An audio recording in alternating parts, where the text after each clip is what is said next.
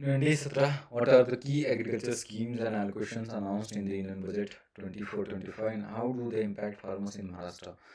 Right. म्हणजे आता 2024-25चं जे बजेट सादर केलं होतं त्यामध्ये कोणत्या गव्हर्नमेंटच्या स्कीम्स की स्कीम्स लॉन्च केल्या होत्या आणि ॲलोकेशन्स काय होतं आणि हे महाराष्ट्र शेतकऱ्यांना कसं परिणाम होणार आहे असं आपल्याला विचारलेलं आहे.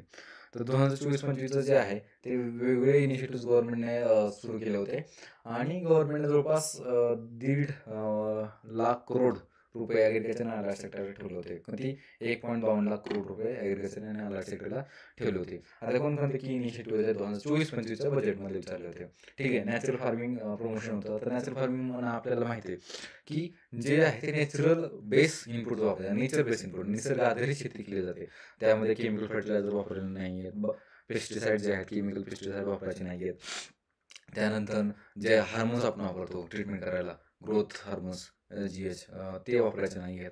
आणि जे निसर्ग आधारित जे इनपुट्स आहेत, उदाहरणार्थ बायो फर्टिलायझर्स असतील, बायो पेस्टिसाइड्स असतील, FIM असेल, कम्पोस्ट असेल, हेच आपण आपल्या शेती करण्यासाठी वापरायचं. तर नॅचरल फार्मिंग प्रमोशनमध्ये काय करायचं, जवळपास किती टार्गेट ठेवले, 1 करोड शेतकऱ्यांना पुढच्या 2 वर्षामध्ये नॅचरल फार्मिंगकडे ट्रान्सफर करायचे. म्हणजे त्यांना ट्रान्सफर करण्यापेक्षा प्रमोट करायचं. आता त्यामध्ये काय असणार आहे, एक सर्टिफिकेशनचा इश्यू असणार आहे, ट्रेनिंग त्यांना द्यावं लागणार आहे. त्यानंतर त्यांना लोकल इन्स्टिट्यूशन असतात, त्या लोकल इन्स्टिट्यूशन्सपासून हँड होल्डिंग करायला लागणार आपल्याला, राईट. ह्या गोष्टी या स्कीममध्ये इन्व्हॉल्व आहेत. ठीक आहे. तर ठिकठिकाणी आपल्याला रिसोर्स सेंटर एस्टॅब्लिश करायला लागणार आहे, जेणेकरून काय इन्फॉर्मेशन डिसमिनेट होईल. जे रिसोर्स लागणार आहे शेतीसाठी, नेचर बेस्ड रिसोर्स, तो शेतकऱ्यांना इझिली अवेलेबल होईल. त्यामुळे आपल्याला bio input resource centre establish करावं लागणार आहेत. त्यानंतर नवीन व्हरायटी डेव्हलप करण्यासाठी काही फंड ठेवला आहे, ज्या क्लायमेट रिझल्ट असतील, ड्रॉटमन असतील, सायलेंटली रेजिस्टंट व्हरायटी असतील, अशा व्हरायटी डेव्हलप करण्यासाठी टार्गेट गव्हर्नमेंटने या बजेटमध्ये ठेवलेलं आहे. त्यानंतर डिजिटल पब्लिक इन्फ्रास्ट्रक्चर जे आहे, उदाहरणार्थ काय डिजिटल पब्लिक इन्फ्रास्ट्रक्चर की जे सर्वे केले जातात, क्रॉप प्रोडक्शनचे सर्वे केले जातात, ते ऑनलाईन सर्वे होणार आहेत. जवळपास 6 करोड शेतकरी यासाठी रजिस्टर केले जाणार आहेत. त्यानंतर ऑइल सीड आणि पल्सेस या प्रोडक्शनसाठी सपोर्ट आहे. आता आपण जे आहे ते ऑइल सीड पण डिपेंडन्सी बाहेर आहे, पल्सेस पण आपण इम्पोर्ट करतो. त्यामुळं गव्हर्नमेंटचं आहे की जितकं आपण पल्सेस आणि ऑइल सीड प्रोडक्शन जास्त करू, तेवढं आपलं फॉरेन एक्सचेंज वाचणार आहे. आपली एक्सटर्नल डिपेंडन्सी जी आहे, आयातीवर जो आपलं डिपेंडन्सी आहे, आपलं निर्भरता आहे, ती आपली निर्भरता कमी करायची आणि आत्मनिर्भर आपण त्यामध्ये व्हायचं. त्यानंतर व्हेजिटेबल्स प्रोडक्शनसाठी पण सपोर्ट करायचा, क्लस्टर बेस्ड व्हेजिटेबल सेंटर्स तयार करायचे. उदाहरणार्थ जे मेजर कन्झम्पशन सेंटर आहेत, म्हणजे मुंबई असेल, नवी मुंबई असेल, ठाणे असेल, चेन्नई असेल, कोलकाता असेल, तिथं व्हेजिटेबल्सचं प्रोडक्शन जास्त होतं. तर त्या एरियाच्या आसपासमध्ये व्हेजिटेबल्स प्रोडक्शनसाठी क्लस्टर्स बेस्ड अप्रोच आपण इम्प्लिमेंट करायचा.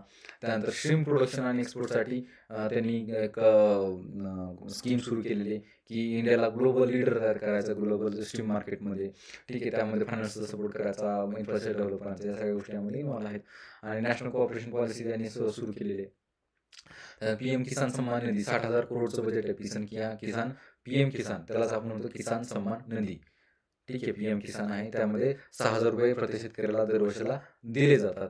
ते त्याच्या डायरेक्ट अकाउंटला ट्रान्सफर केले जातात. त्यानंतर प्राणराष्ट्र फसल विमा योजना आहे, त्यामध्ये 14,600 कोटीचं बजेट आहे. प्राणराष्ट्र फसल विमा योजना, त्यामध्ये वेगवेगळ्या प्रकारचे जे रिझन्स आहेत ज्याच्यामुळं शेतीमालाचं उत्पादनाचं नुकसान होते, ते नुकसान टाळावं म्हणून आणि शेतकऱ्यांना इन्शुरन्ससाठी हे PM फसल विमा योजना आहे. आणि ई नाम एक्सपान्शन आपण जसं आता डिस्कस केलं की ज्या ॲग्रिकल्चर मार्केट मंडीज आहेत आपल्याला, EPMC, त्यांना त्यांचं डिजिटायझेशन करायचं, त्यांचं इन्फ्रास्ट्रक्चर डेव्हलपमेंट करायचं, त्यांना कनेक्ट करायचं. या सगळ्यांसाठी जवळपास 3 लाख करोड रुपये, 3 लाख करोड नाही, काही अमाऊंट त्यांनी साईडला ठेवलेली आहे.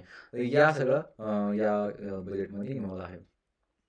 त्यानंतर what are the role of KVK is playing in disseminating ICR technology Maharashtra. 10 मार्कला क्वेश्चन आहे. आता अनेकदा क्वेश्चन तुम्ही वाचाल किंवा तुम्हाला किती त्यातलं हे राहील, परंतु जनरली KVK जे आहेत ते ICRचं काय करतात, एक फील्ड ऑर्गनायझेशन म्हणून काम करतात किंवा फ्रंट आपण त्यांचं फेस म्हणून ICRचं किंवा वेगळ्या जिल्ह्यामध्ये KVK एस्टॅब्लिश केलेले आहेत. आता ते काय करतात, साधारणतः डिसेमिनेशन ऑफ टेक्नॉलॉजी, ज्यामध्ये काय असणार आहे, डेमॉन्स्ट्रेशन असणार आहे. ICRने एखादी व्हरायटी डेव्हलप केली की ड्रॉटमन व्हरायटी डेव्हलप केली किंवा न्यूट्रिशन बेस एखादा मॉडेल तयार केलं आहे, फर्टिलायझर तयार केलं आहे, एखादा नायट्रोजन बेस असेल किंवा बायो फर्टिलायझर तयार केले, तर त्याचा रिझल्ट जो आहे तो डेमॉन्स्ट्रेशन करण्यासाठी KV काय करणार, त्यांच्या शेतीवर, त्यांच्या प्लॉटवरचं फील्ड डेमॉन्स्ट्रेशन करणार.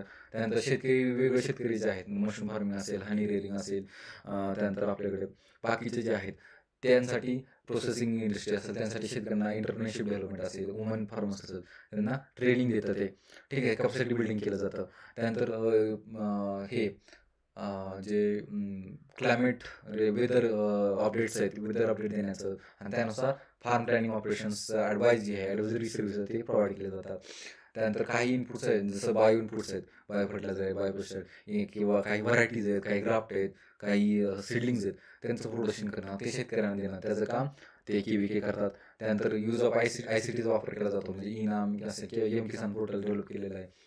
त्यानंतर ICRला शेतकऱ्यांचा काय फीडबॅक जातो, जसं धरून चला की एखादा नांगर तयार केला, सुधारित नांगर आहे किंवा एखादी सुधारित बियाणं आहे, मग व्यापाऱ्यांचा शेतकऱ्यांचा फीडबॅक काय आहे त्यासाठी, त्यामध्ये त्यांना आवडतंय ना आवडतंय, कशामध्ये अजून इम्प्रूव्हमेंट पाहिजे, तो फीडबॅक देण्याचं काम KVK करत असतं.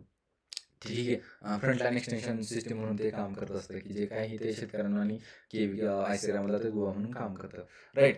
तर काय काय रोल प्ले करत आहे, की जे काही ICRची टेक्नॉलॉजी त्याचं टेस्टिंगचं काम करते, फील्ड लेवल डेमॉन्स्ट्रेशन करते, कॅपॅसिटी बिल्डिंग ट्रेनिंग करते, इनपुट्स प्रोव्हाइड करते, ॲडवायझरीज देते, ऑनलाईन ॲडवायझरी दिली जाते, ICTचा वापर करते, फीडबॅक देते ICRला, शेतकऱ्यांचा काय फीडबॅक येतो, गव्हर्नमेंटच्या स्कीमला सपोर्ट करते, ठीक आहे, फ्रंटलाईन एक्सटेन्शन सिस्टीम म्हणून काम करते आणि यूथला एम्पॉवर करते. राईट. तर हे 2 क्वेश्चन होते डे 17चे, हे 2 क्वेश्चन होते.